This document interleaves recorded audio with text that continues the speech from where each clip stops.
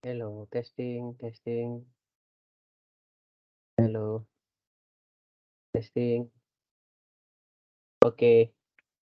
Assalamualaikum warahmatullahi taala wabarakatuh dan salam sejahtera. Bertemu lagi kita ke kuliah kita seterusnya. Okey, bagi subjek strength of material. Okey, ini dah apa minggu ke-11, 12 semaklum saya. Jadi kita pun dah kena mula lebih laju lah ya. Jadi, inilah kita punya, uh, kuliah untuk chapter 4. Kita ada lagi 2 chapter. Saya tak akan ambil masa yang lama. Saya just akan fokus macam mana kita nak solve problem untuk chapter 4 ni. Jadi sepatutnya okey lah. Okey. Chapter 4 secara teorinya saya dah discuss dengan tuan-tuan dan puan-puan sebelum ni. Okey. Dia tidaklah sesukar mana. Okey, jap saya padam jap. Dia tidaklah susah mana pun. Very easy to follow. Okey. Seperti yang saya dah maklum sebelum ni, kita dah bincang. Untuk chapter 4 ni, dia akan lihat di 2 sudut gambar tu. First, kita akan tengok pada sudut profile. Ini ialah profile. Okey. Ini ialah profile daripada muka sudut hadapan, pandangan hadapan. Front view of the beam. Okay. And this one supposed to be side view. Alright. Itu adalah side view.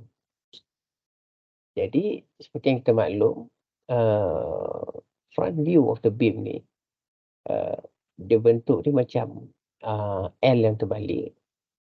Okay, it's an inverted L. So it's going to be much more easier. Okay, it's going to be much more easier if kita divided. Kalau kita divide this structure of the profile tu by 2 profiles. Okay. Satu kat sini. Sorry, tulisan tak berapa cantik. Okay. Pertamanya, kita ambil sini sampai sini. Ni. Allah Akbar. Kejap ya, maafkan saya. So, saya cuba sekali lagi. Kita ambil yang ni sampai sini. Okey, kita ada segi 4. Kita namakan ni sebagai profil 1. Okey. Dan seterusnya kita ada profil yang kedua iaitu segi 4 juga. Okey, rectangular mungkin square. Okey. So, itulah yang kita akan calculate at the first place lah. We're going to calculate. Yeah. Okay. So, this one is the thing that we're going to calculate. Baik. Dalam soalan dia, ataupun biasanya kita sebagai engineer lah, kita sebagai tutor, more or less kita nak tahu, what we want to know, what we want to find out is the position of the natural axis y section. First kita suruh cari the position of natural axis of y section. Number 2, okay, sebelum tu, the position of the natural axis of the y section tu apa dia? Ni. Ni. Ini. Ni. This is supposed to be y axis. Kita nak cari neutral position. Antara ketinggian macam kita lah. Kita kan sebagai manusia, kita punya daya, titik keseimbangan kita ialah pusat kita, y bar tu. So, same goes macam structure ni. Titik keseimbangan dia ialah kita tak tahu kat mana. Tapi somehow dia dalam lingkungan jarak antara y ni lah. Jarak y ni. Okay. Number 2, kita nak cari second moment of section area. About tu natural exist, IPN. Kita tak tahulah nak kira ni macam mana dapat IPN. And then last sekali kita nak cari maximum maximum tensile or compression stresses lah. We want to know the maximum of the tensile or compression stresses. Okay. So first job or the first task untuk solve problem ni ialah kita kena tahu mana nak cari titik tengah ni, keseimbangan dia. Kalau kita tak tahu, then kita problem lah. Okay. So in the sense of nak cari titik tengah ni, biasanya kita akan buat gini. Kita akan buat kotak. Ada pelbagai kotak. Kita akan make it as a table lah. Okay, kita ada table. Kita ada kurang lebih berapa kolom? Okay. 1 kolom, 2 kolom, 3, 4 dan 5. So supposedly saya nak pelajar saya kalau solve problem ni dia buat dalam bentuk table. First kali awak nak kena buat, wajib ada 5 kolom. 1, 2, 3, 4, 5. That is the first thing. Kemudian row pula ikut. First row ialah untuk awak tahu apa yang awak nak tahu dekat kolom awak. Second row supposed to be awak punya structure yang awak dah pecahkan tu lah. Kalau ada, let's say kalau awak ada banyak structure, kan ada structure yang mungkinlah ada tambahan dekat sini ke, ada tambahan pula dekat bawah. Macam ni, ada tambah lagi. Contoh. So, 1, 2, ni dah jadi 3, ni dah jadi 4. So, kena ada 4 row. Tambah lagi 1, 2, 3, 4 row. But somehow, for our case now, kita tak berurusan dengan perkara tu. Okay, kita hanya berurusan dengan 2 saja. Therefore, kita buatlah 2 kolom. 2 row. Okay. 1, 2, 3. Kenapa 3? 1 tu dia punya tajuk. 2 tu is the first structure. And the last one is the last structure. Tahu case kita kan. Alright. For this column, very simple. Awak pecahkan apa yang sepatutnya awak nak kena ada. Okay. First column awak kena ada part. Okay. Apa part yang awak nak kena ada? Kalau ada segitiga, segitiga lah. Kalau ada segi 4, segi 4. Kalau ada segi 4 sama, segi 4 sama. And of course, benda yang paling penting sekali ialah selain daripada awak tahu ialah dia punya ni kan, apa lebar dia 120, tinggi dia berapa. Macam saya cakap tadi, jarak tu harus diambil daripada mana? Daripada ground. Ni, ground. Daripada ground to where? Daripada ground sampailah ke titik tengah. Okay. So, second column awak akan kira area. So, in a way to calculate area ni ialah sebab dia segi 3, segi 4. So, daya pula dah. Panjang, darab, lebar. Atau lebar, darab, panjang. Seperti yang kita tahu, as we know, the width of the structure is 120 mm. Betul tak 120 mm? Tengok balik. Okay. Dia ialah 120 mm multiply by 40 mm. Ni, nampak? So, that's why awak dapat 4,800 mm. 4,800 mm squared. Jangan lupa sebab area. Okay, number 2. Ini yang buat pelajar banyak keliru. Mana datang? Okay, 110 ni, macam saya cakap tadi, datang daripada ground hinggalah ke sini. Okey. Kemudian dia kena campur dengan separuh daripada ketinggian 40 ni, campur lagi. Yang ni. Yang ni ialah 40 bahagi 2. Jadi kalau kita nak Y1 kita ialah jaraknya ini. Ground hinggalah ke titik tengah struktur tersebut. Jadi 110 campur dengan 40 bahagi 2. 130. Dah dapat jawapan dia dah. Boleh bagi tik mesti lebih tik lah. So boleh inilah keadaannya. Mana datang 110 daripada ground hingga ke struktur. 40 ni ialah struktur tu dibagikan 2 ketinggian itu. Lepas tu kita campurkan. Okey. Baik, saya teruskan.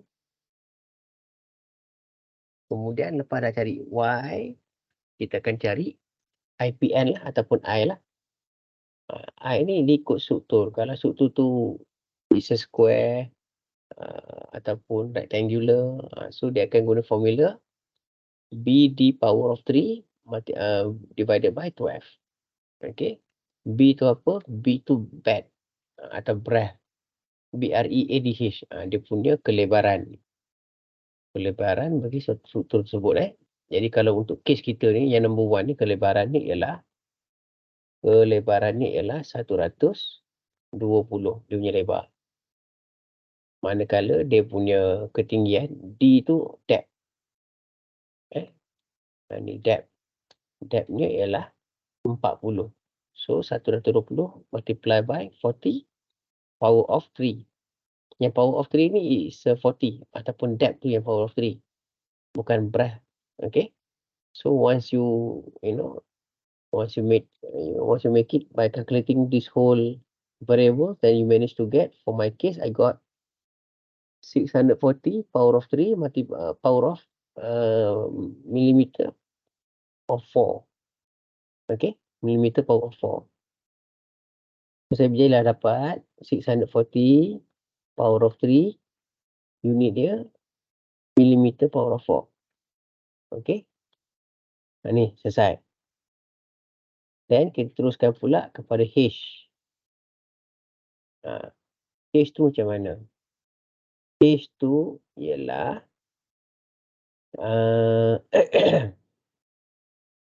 apa tu? H ni kita akan calculate kemudiannya. Kita kena selesai dulu. Kita kena selesai nombor column 2, column 3 and column 4, barulah kita akan boleh buat column 5. Okay. Sabar dulu. Okay. Then kita teruskan lagi. Okay. Kita teruskan lagi. Untuk number 2. Ataupun struktur number 2. Ya. Struktur number 2. So macam biasa, sama saja dia punya drill, dia punya routine dia is dapatkan area. So 75 mm multiply by 110 mm, you got 8250 mm power of 2 mm squared. Dah dapat jawapan dia for my case. Manakala ketinggiannya, kita dah tahu dah. Yang ni ketinggian 110. Therefore kita kena bahagi 2. So kita akan ambil 110 bahagi 2. Dapatlah 55. Kita ambil ketinggian sini sampai sini saja. Okey.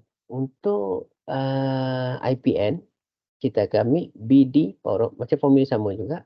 Kalau dia bulat, square ataupun circle, awak kena pakai formula lain. Okey. So untuk kes kita ni dia petak, kita guna formula BD power of 3 divided by 12. So you got 75 mm multiplied by 110 power of 3. So as you see now, kita dapat 8.319 power of 6 millimeter power of 4. Okay. So dah dapat First 3 column ni mesti kena buat dulu. Okay. Then kita teruskan. Ini formula ni untuk Y bar ni mesti kena hafal. Tak hafal kita problem. Okay. Y bar the A1 multiply by Y1 plus A2 multiply by Y2 A1 plus A2. Ni formula dia. So untuk kes kita ni kita masuklah 4,800, masukkan semua. Then barulah kita dapat ni Y bar. Dan Y bar ni lah yang awak akan gunakan untuk ni. Inilah connection dia. Nampak? Ni connection dia. Mana tahu Y bar tu. Nanti 130Y awak ni, awak akan tolakkan dengan Y bar. That's why awak akan dapat H1 is equivalent to 47.1. Same goes untuk kes ni juga. Y bar 82.59 awak akan subtract dengan Y2 which is 55. Awak dapatlah 27. This is the case. Okay, so Y bar ni penting. Awal-awal ni semua kena penting. Kalau tak nanti awak tak buat salah nanti. Dia tak adalah macam susah sangat. Dia straightforward je, very easy. Tapi dia renyah atau rencam. Jadi, need to be very careful lah. Okay. So, Y bar dah dapat. Ni, Y bar 82.59. Inilah dia Y bar, dah dapat dah.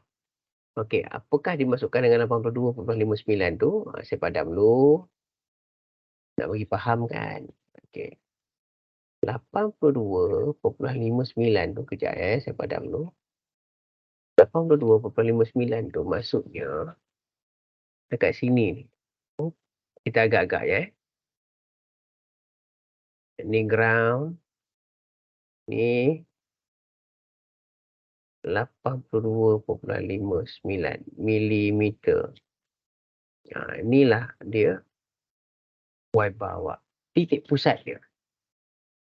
Maknanya dia akan kesimbangannya di situ. Kita nak tahu yang tu sebenarnya Y bar tu. Okay. So selesai untuk kes Y bar. Then kita akan calculate IPN Kenapa kena calculate H ni siap-siap? Sebab H ni awak nak guna untuk formula nombor 2. IPN ni.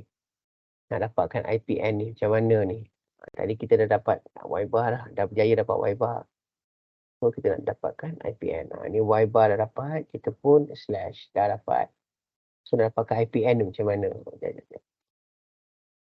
Macam mana nak dapatkan IPN? Ni dah dapat kan? So calculate H ni siap-siap dulu awal-awal. Nanti tak payah buat kotak lagi. So formula dia ialah IPN equivalent to sum of IG plus AH power of 2. IG ni dah ada dah, dapat dah. Ni. Tengok untuk kotak satu atau structure satu, dia pakai 640 IG1 plus A. Dia pakai 600. Yang ni dia pakai 640. Dia pakai. Lepas tu area dia pakai 4,800. Ini dia pakai 4,800. H dia pakai 47.1 mm. Ini dah 47.1 mm. Dan teruskan, maka saya berjaya dapat IPN sebanyak 26 26.03 power of 6 meter power of 4. Inilah dia keadaan dia. Okay, so untuk kita punya objektif number 2 tu, find second moment of section area about to natural axis. Kita dah dapat selesai masalah. Okay.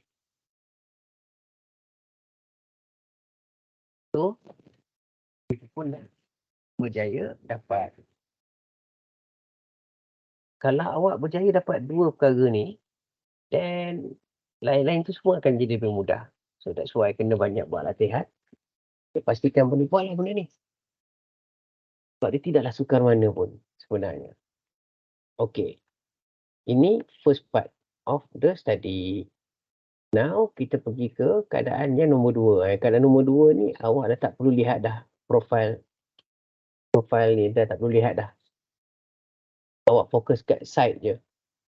Biasanya dia akan bagi side profile ni dalam bentuk lukisan atau dia bagi dalam bentuk penyataan lah. Dia akan bagi tahu a cantilever beam with uniform distributed load with the length of 10 meter and then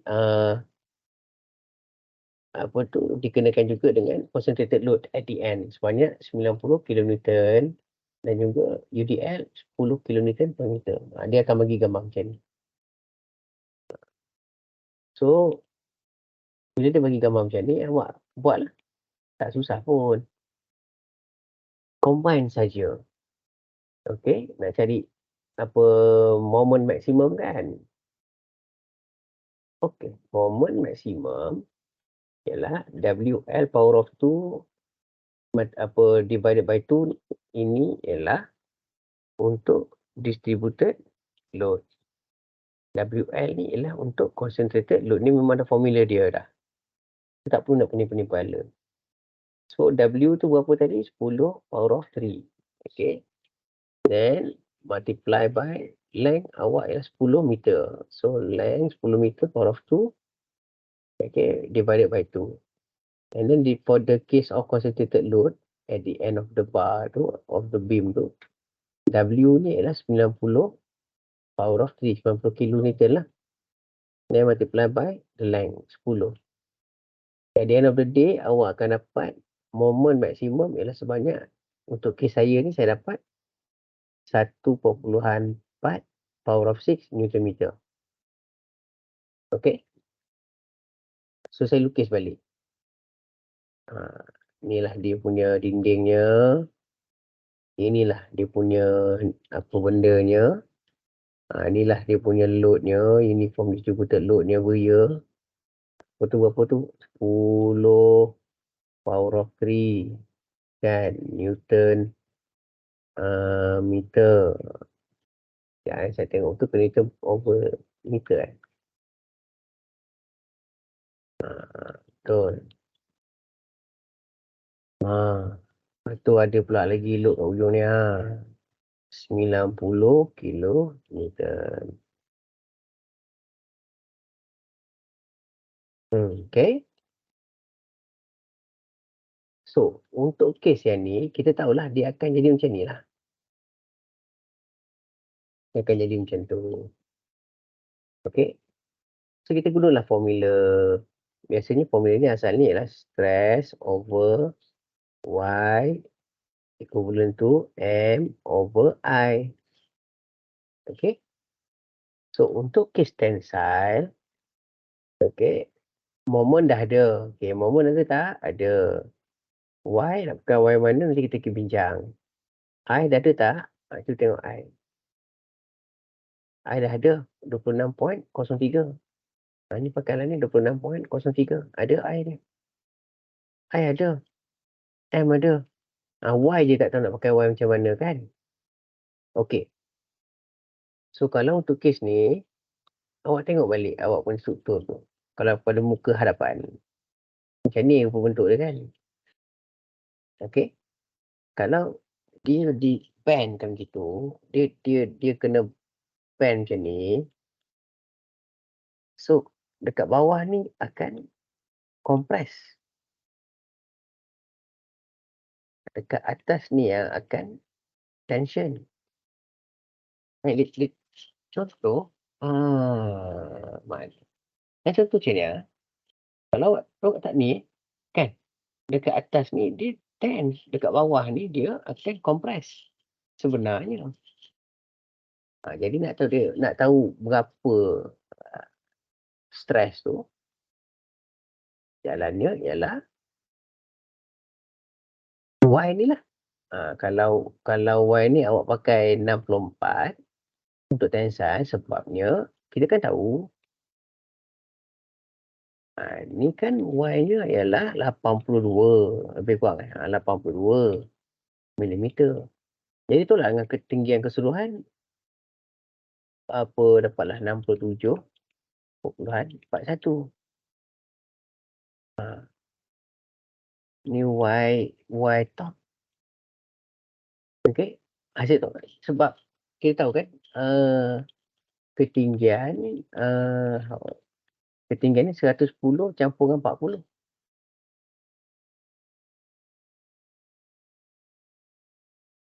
Tinggi keseluruhan ialah 110 campur 40. Dapatlah 150. Jadi nak tahu ni 67.41 ni awak buatlah 150 tolak 82. Dapatlah nilai dia berapa. Okey. Kenapa dia tension? Sebab dia berada di atas, dia tension lah.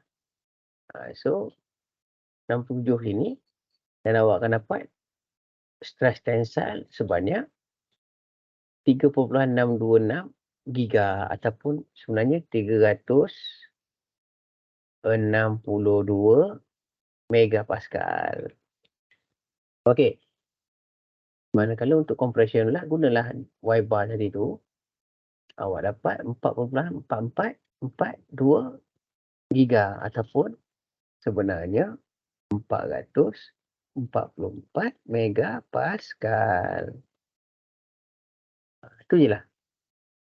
Untuk kes untuk bab 4. Tak banyak pun yang mengelirukan pun. Sangat mudah lah sebenarnya. Okey. So, in case kalau ada kekeliruan atau saya terlalu laju ke atau tak apa nak faham, please do refer to my video again or else you can contact me. Then we can have a decent discussion on the matter. Okay. So, I think I cover chapter 4. So, by next class, which is tomorrow, we're going to go for chapter 5. And then we're going to prepare for our report lah. For our report. That yang kita guna apps tu kan. So kita akan buat tu lah. Maybe on Jumaat. So Jumaat kira macam lega-lega sikit lah. Not that too stress. About video for test, nanti saya akan bagi after this. Okay. So anyhow, thank you so much for your cooperation. Hope kita berjumpa lagi lah on our next class. So, Assalamualaikum warahmatullahi wabarakatuh.